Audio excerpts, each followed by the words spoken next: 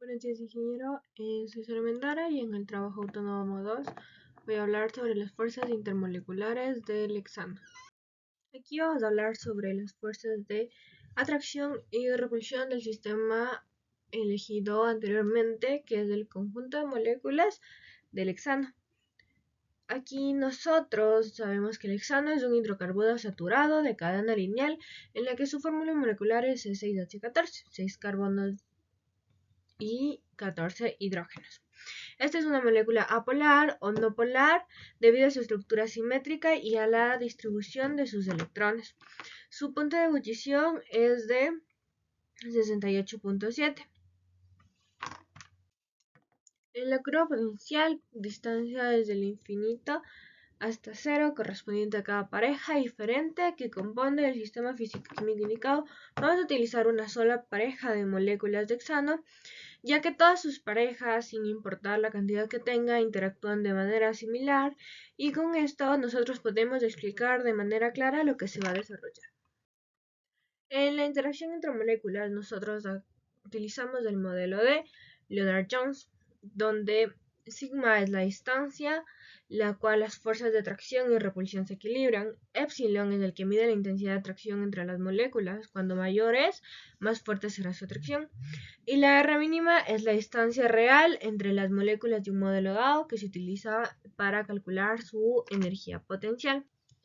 En la curva potencial distancia se muestra cómo cambia la energía potencial entre dos moléculas a medida que ésta va avanzando. En la curva se combina la fuerza atractiva, que acerca a las moléculas, y la fuerza repulsiva, que es la que aleja las moléculas cuando se acercan demasiado. También existe un punto mínimo de la curva, que es el que representa la distancia de equilibrio, donde es la energía más baja y las moléculas son más estables. Primero tenemos la zona de atracción, que es cuando las moléculas se separan ligeramente de su distancia de equilibrio. Aquí comienzan a experimentar una débil atracción debido a las interacciones de Van der Waals con la dispersión de la onda. Aquí la energía potencial disminuye, pero no lo hace drásticamente. A medida de que se va alejando, la fuerza atractiva se debilita y la energía se aproxima a cero. Aún se sienten atraídas, pero es una atracción muy débil para que estas moléculas se mantengan unidas. Posterior a eso tenemos la zona de equilibrio. Este es un punto de interacción entre las moléculas, donde la fuerza de atracción y repulsión se equilibran perfectamente. Este se encuentra a una separación en la cual la energía potencial es mínima y es la más estable para las moléculas. Cuando se acercan, la energía de repulsión aumenta y cuando se disminuyen la energía de atracción, estas se alejan. Este es el punto más estable que podemos encontrar. Y finalmente tenemos la fuerza de repulsión, que esto se da cuando las moléculas se acercan mucho entre sí. Principalmente se origina entre las nubes electrónicas de las moléculas cuando se vuelven dominantes. A medida que se aproxima, la energía potencial aumenta drásticamente. Esto ocurre porque las moléculas intentan evitar la proximidad. Las fuerzas repulsivas son muy intensas y en este punto no se acercan más sin repulsión, que es suficiente para alejarlas de una de otra.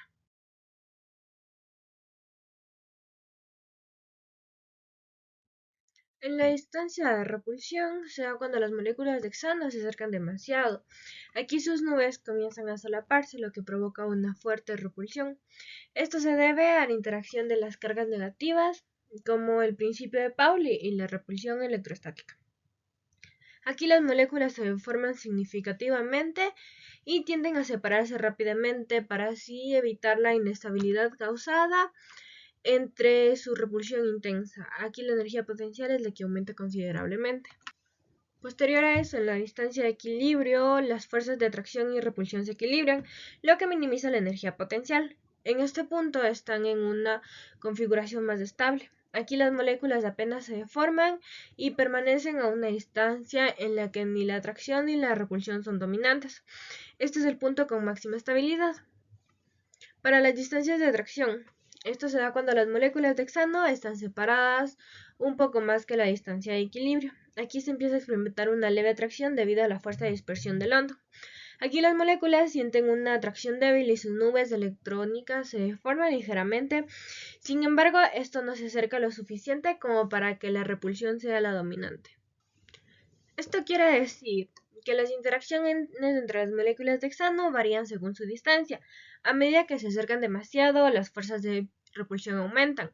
En la distancia de equilibrio, las fuerzas de atracción y de repulsión se equilibran, creando una configuración estable, y cuando se separa, experimenta una leve atracción, pero sin acercarse demasiado. En base a su deformación, podemos decir que esta varía según su distancia. A medida que se acercan, la deformación es significativa debido a la fuerza de repulsión. En la distancia, la deformación se encuentra en una configuración más estable, siendo una distancia de equilibrio, y cuando se separan un poco más la distancia de atracción, su deformación es mínima, pero experimenta una leve atracción. Para la fuerza de interacción, cuando se encuentra a la distancia de repulsión, de equilibrio y de atracción, y las causas a partir de su deformación. Primero tenemos la distancia de repulsión, que es cuando dos moléculas de hexano se encuentran extremadamente cerca, donde sus nubes electrónicas comienzan a solaparse. Esto provoca una fuerza de repulsión que impide que dos electrones ocupen el mismo estado cuántico. También por la fuerza de repulsión electrostática entre cargas negativas, como resultado, aquí las moléculas sufren una deformación muy intensa. Sus nubes de electrones se aplastan y generan una fuerza impulsada violentamente para que las moléculas se separen. Este comportamiento es el que evita que las moléculas permanezcan demasiado tiempo juntas. Posterior a eso tenemos la distancia de equilibrio, que esta es una distancia específica en donde las moléculas del hexano alcanzan una posición de fuerzas de atracción y de repulsión que se equilibran perfectamente. En esta situación, la energía potencial del sistema es mínima y la deformación de sus nubes electrónicas es prácticamente nula.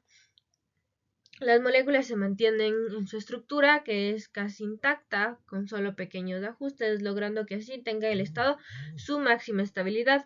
Aquí no existe una fuerza neta que los impulse ni a separarse ni a acercarse, sino permanecen en un equilibrio dinámico. Y finalmente tenemos la distancia de atracción.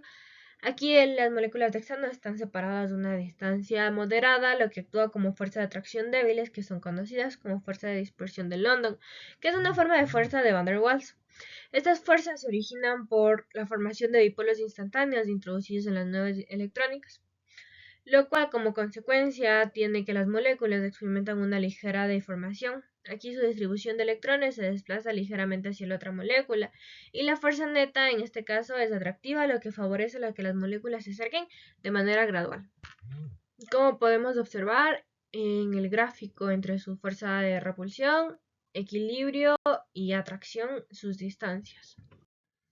Para hablar del efecto de la temperatura del sistema sobre las fuerzas de interacción entre sus individualidades, primero tenemos la condensación, que nos dice que el comportamiento de las moléculas del hexano depende de la temperatura del sistema. A temperaturas elevadas, las moléculas adquieren mayor energía cinética, lo que les permite moverse más rápido y así superar las fuerzas de atracción. Esto es lo que reduce interacción entre ellas, favoreciendo que permanezcan en estado gaseoso y dificultando la formación de líquidos o sólidos. Es decir, que a medida que la temperatura avanza, predomina el movimiento libre de las moléculas sobre las fuerzas atractivas y el hexano tiene menor tendencia a condensarse. Pasando al proceso de solidificación. Aquí es cuando el hexano pasa del líquido a sólido, que es la energía cinética de las moléculas que disminuye debido a la baja temperatura.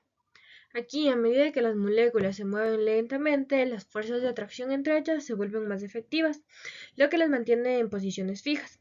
Así las moléculas se organizan de una estructura más ordenada, provocando la transición de líquido al sólido.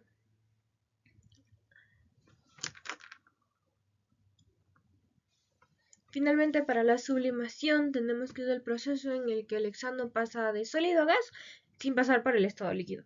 Esto se da cuando las moléculas del estado sólido tienen suficiente energía para superar las fuerzas de atracción, lo que permite escapar directamente a la fase gaseosa. Esto se debe a la baja temperatura o a las bajas presiones que tienen las moléculas al alcanzar la energía necesaria para realizar la transición sin que sea necesario pasar por el líquido. La temperatura influye directamente en la intensidad de fuerzas de interacción de las moléculas del hexano. Cuando la temperatura es alta, las moléculas ganan mucha energía cinética y se mueven mucho más rápido, así superan la fuerza de atracción, lo que normalmente las mantiene unidas. Esto hace que pase del estado gaseoso, ya que las moléculas tienden a separarse.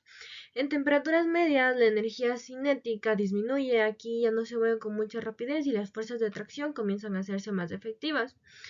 Aquí permite que se mantenga en un estado líquido, que ocurra el proceso de condensación si es que venía de un estado gaseoso.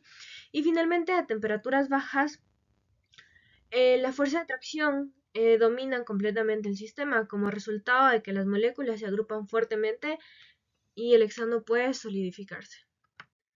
Finalmente tenemos las referencias donde sacó la información y esto sería todo. Muchas gracias.